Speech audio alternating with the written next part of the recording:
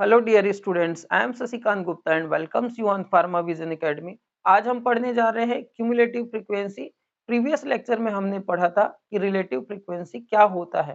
तो relative frequency में आप एक पॉइंट और ऐड ऑन कर लीजिए कि उस सारे क्लास की जितनी भी रिलेटिव फ्रीक्वेंसीज निकलेंगी, सारी रिलेटिव फ्रीक्वेंसी को अगर ऐड कर दोगे तो उसका वैल्यू 1 होता है। ये एमसीक्यू का क्वेश्चन है, ठीक है। तो अभी फिलहाल हम पढ़ेंगे क्यूमुलेटिव फ्रीक्वेंसी। तो क्यूमुलेटिव फ्रीक्वेंसी निकालते कैसे हैं, एक डेटा के एग्जांपल से हम देखते हैं। फिर से एक टेबल बना देते हैं, क्लास, इंटरवल या इसी को ऑब्जर्वेशंस भी बोल सकते हैं।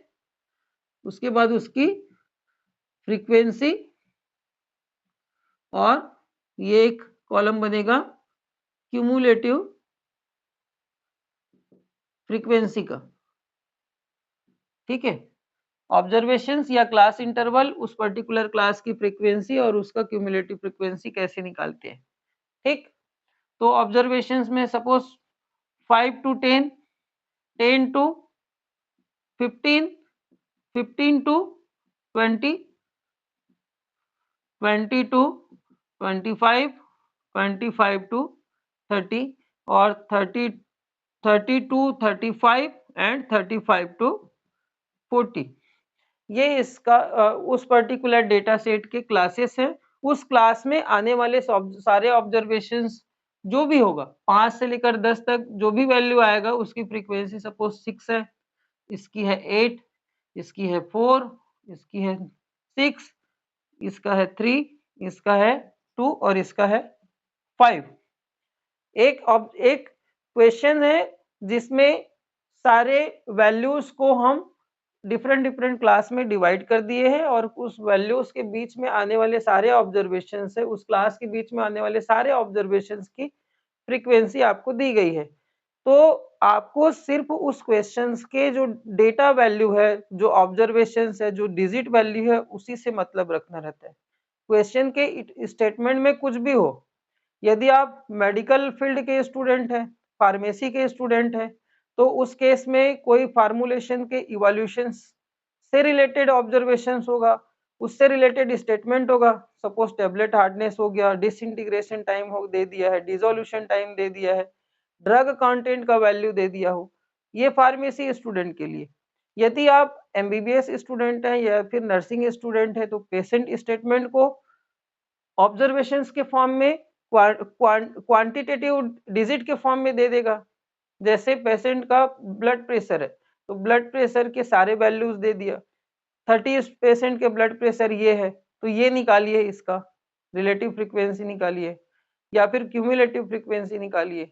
किसी 30 से 40 पेशेंट का शुगर लेवल दे दिया, उस केस में आपको क्यूमुलेटिव फ्रीक्वेंसी निकालने बोला जा रहा है या रिलेटिव फ्रीक्वेंसी निकालने बोला जा रहा है। उस केस में आपको सिर्फ और सिर्फ इतना याद रखना है कि मुझे सिर्फ और सिर्फ ऑब्जर्वेशंस के वैल्यू से मतलब है, स्टेटमेंट कुछ भी हो। कॉमर्स के स्टूडेंट हो, यही क्वेश्चंस कॉमर्स के स्टूडेंट के लिए आ जाएगा। किसी कंपनी का एनुअल टर्नओवर के फॉर्म में आ जाएगा, ठीक है। किसी कंट्री का एनुअल एक्सपेंडिचर के फॉर्म में आ जाएगा। किसी पर्टिकुलर मिडिल क्लास फैमिली या हायर क्लास फैमिली को बिलोंग करने वाले जितने भी पर्सन्स हैं उसके एनुअल इनकम या फिर मंथली इनकम का आ सकता है। तो कॉमर्स स्टूडेंट के लिए हो, चाहे साइंस हो, चाहे कोई भी डिपार्टमेंट के हो, उसको सिर्फ कैलकुलेट अगर करना है तो सिर्फ और सिर्फ है डेटा को, ठीक। तो इस पर्टिकुलर क्लास इंटरवल में ये उसकी फ्रीक्वेंसी है और क्यूमुलेटिव फ्रीक्वेंसी कैसे निकालते हैं वो मैं आपको बताऊंगा, ठीक। तो सपोज इस क्लास की क्यूमुलेटिव फ्रीक्वेंसी, ये सारी फ्रीक्वेंसी का क्यूमुलेटिव फ्रीक्वेंसी निकालनी है, तो इसको छोड़ के इन सब का क्यूमुलेटिव फ्रीक्वेंसी निकालने का पैटर्न अलग होता है।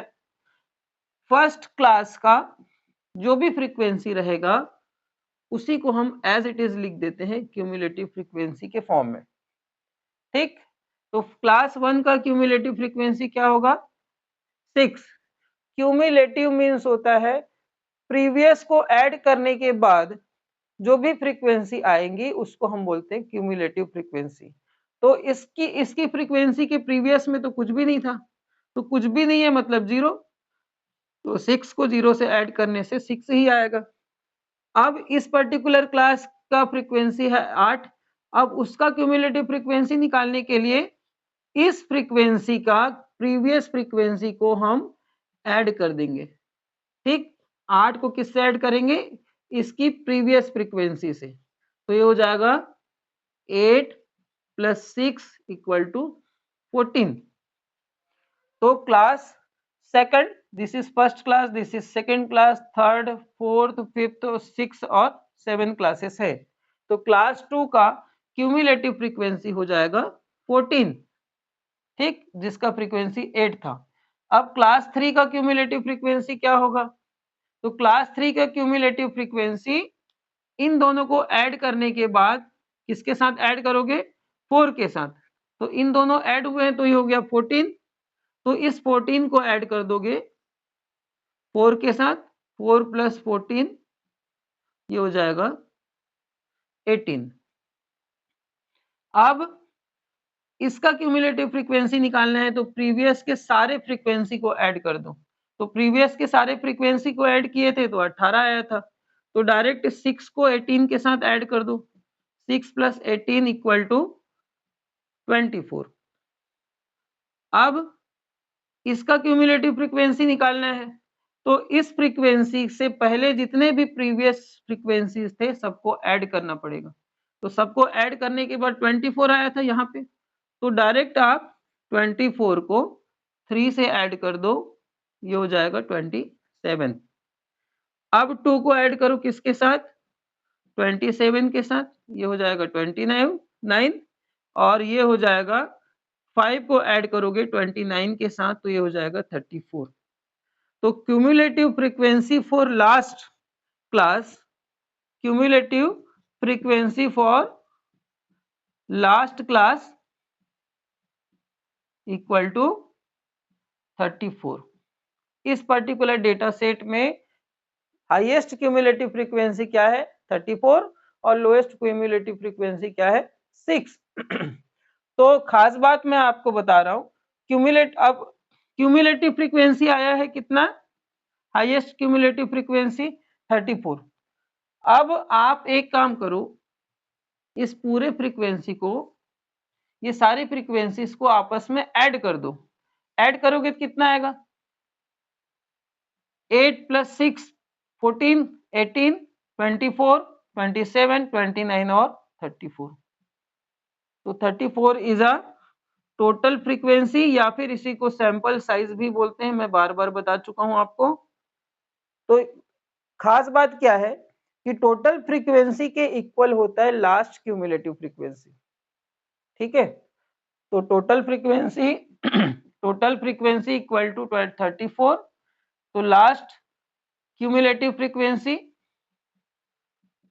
वो भी होगा 44, क्योंकि हम धीरे धीरे करके ही सही लेकिन ऐड ही तो किए सारी फ्रीक्वेंसीज को, ठीक। तो last cumulative frequency total frequency के बराबर होता है, ये बात आपको बहुत अच्छे से याद होना चाहिए। क्यूमुलेटिव फ्रीक्वेंसी निकालने के लिए हम उस क्लास की फ्रीक्वेंसी को प्रीवियस सारी फ्रीक्वेंसीज के साथ ऐड करते हैं, सिर्फ फर्स्ट क्लास की फ्रीक्वेंसी को एज इट इज लिखते हैं, क्योंकि उसके पहले तो कुछ भी रहता नहीं है, ठीक है। तो ये एक क्वेश्चन था जिसमें मैंने क्लास इंटरवल और उसकी फ्रीक्वेंसी का एग्जांपल लेके क्यूमुलेटिव फ्रीक्वेंसी बनाया हूं। अब एक क्वेश्चन मैं आपको देता हूं, आप खुद उसको सॉल्व करिएगा। लिखो 5, 9, 6 ऑब्जर्वेशंस लिखेंगे। 5, 9, 6, 5, 9, 6, 8, 12, 20, 60, ठीक।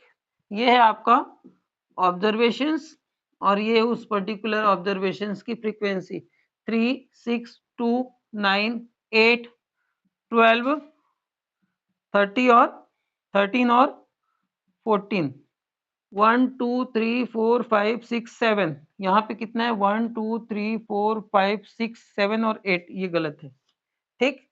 तो 5 की फ्रीक्वेंसी है 3, 9 की फ्रीक्वेंसी है 6 की फ्रीक्वेंसी है 8 और 8 की फ्रीक्वेंसी है 9, 12 की फ्रीक्वेंसी 8, 20 की फ्रीक्वेंसी 12 और 60 की फ्रीक्वेंसी 30। सपोज कोई डेटा सेट है, उस डेटा सेट में ये इंडिविजुअल ऑब्जर्वेशंस और उसकी फ्रीक्वेंसी दी गई है। आपको सिर्फ और क्या करना है, क्यूमुलेटिव फ्रीक्वेंसी निकालनी है। तो क्यूमुलेटिव फ्रीक्वेंसी निकालने के लिए फर्स्ट क्लास की फ्रीक्वेंसी को एज इट इज लिख देना है। उसके बाद इसको इसके साथ ऐड करोगे, मीन्स 6 + 3 = 9। फिर उसके बाद इसको ऐड कर दो, प्रीवियस सारी फ्रीक्वेंसी को 2 के साथ ऐड कर दो, ये हो जाएगा 11। इसके बाद इसको इसके साथ ऐड कर दो, 9 + 11 = होगा 20। उसके बाद 20 को 8 के साथ ऐड कर दो, 28। उसके बाद 12 को 28 के साथ ऐड कर दो, ये हो जाएगा आपका 40। और लास्ट में 40 को ऐड कर दो किसके साथ, इस पर्टिकुलर फ्रीक्वेंसी के साथ, ये हो जाएगा 53। तो 53 टोटल नंबर ऑफ फ्रीक्वेंसी भी कहलाएगा और लास्ट क्यूमुलेटिव फ्रीक्वेंसी भी 53 कहलाएगा। तो इस तरीके से हम क्यूमुलेटिव फ्रीक्वेंसी निकालते हैं, चाहे वो क्लास डिस्क्रीट के फॉर्म में हो, चाहे वो कंटिन्यूअस के फॉर्म में हो। क्यूमुलेटिव फ्रीक्वेंसी निकालना बहुत आसान होता है। Thank you so much for watching, have a nice day. हम नेक्स्ट लेक्चर में मिलेंगे नए टॉपिक के साथ, वो है सेंट्रल टेंडेंसी। ठीक है, सेंट्रल टेंडेंसी का मतलब होता है सेंट्रल वैल्यू, और ये होता है मीन, मोड और मीडियन के फॉर्म में। पूरा डिटेल में पढ़ेंगे, बहुत ही ज्यादा इंटरेस्टिंग और इम्पोर्टेंट टॉपिक है एग्जाम पॉइंट ऑफ व्यू। ये डिस्क्रिप्टिव में भी पूछता है और एमसीक्यूज के फॉर्म में भी आता है। Thank you, have a nice day.